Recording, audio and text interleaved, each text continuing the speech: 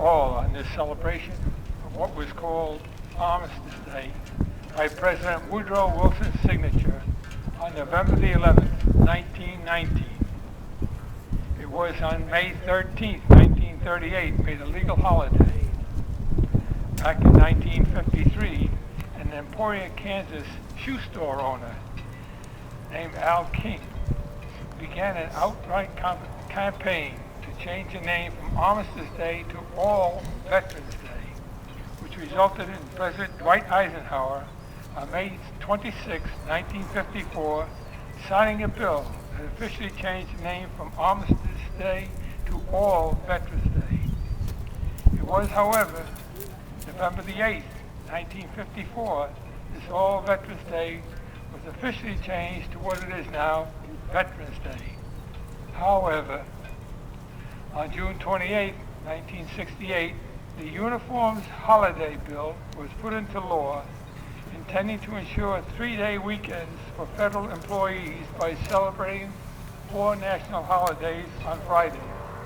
That's the President's Day, Memorial Day, Veterans Day, and Columbus Day. Many states did not agree with this change.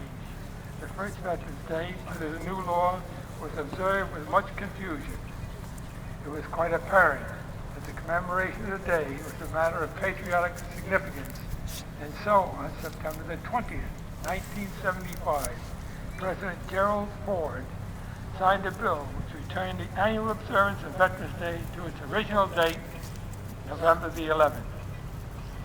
This action supported the desires of overwhelming majority of the state legislatures, all major veteran service organizations, and of course the American people.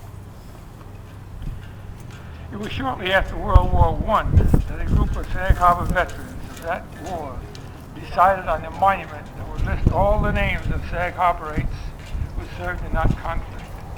A huge stone was selected from up on Stony Hill, and John Ward tells me it was brought down with the aid of a sled driven by horses. It rides to a site where it is now at the Otter Pond, and a plaque with all the names of those Sag Harborites was there installed. Each year, the Memorial Day Parade down Main Street starts with a salute to those World War I veterans. The Sag Harborites have accepted the call to arms in many other conflicts that the United States was engaged in. In the War of 1812, these soldiers of Sag Harbor repelled a segment of British fleet from our waters with guns of the time, and they were stationed somewhere over in the direction of High Street. I don't know the exact spot of that port, but I assume that our historians probably do. Today, we're gathered here to dedicate this fitting memorial, right back of me, to all the men and women of Sag Harbor who served in World War II. Green Park was transferred here and installed as the blanket memorial on September the 2nd, Sag Harbor, 1945, who did signing the World War unconditional surrender. Incident battleships alone were selected the 22 Japanese delegates when the Earth was on the part of their subway. Admirals Nimitz and Halsey. Stone found its way to that was 63 years ago. Water. In that time, the attempts were made by Sag Harbor veterans to build about a year ago.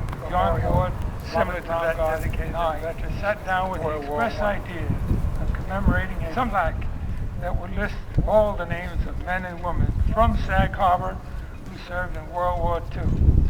And believe me, after 60 years, it was not an easy task assembling all those who served.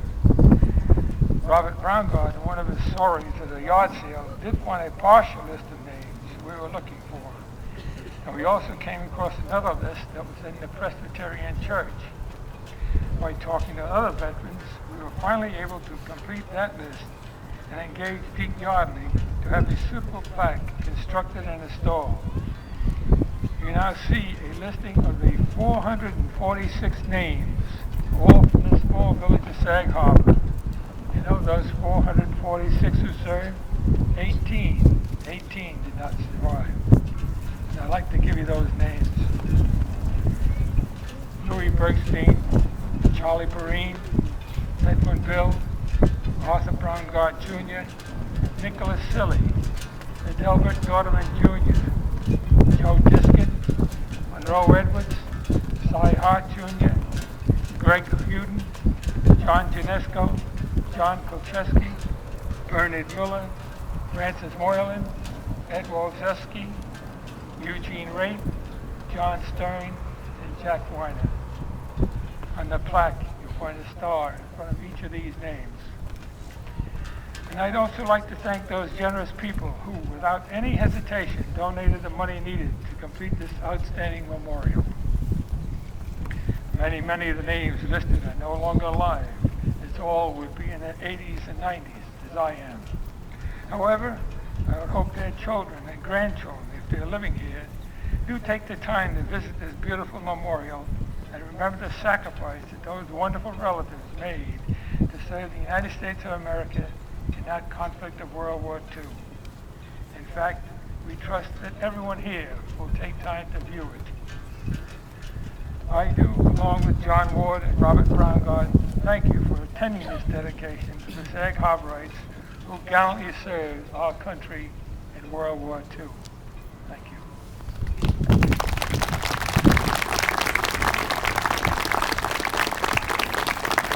God bless America, land that I love.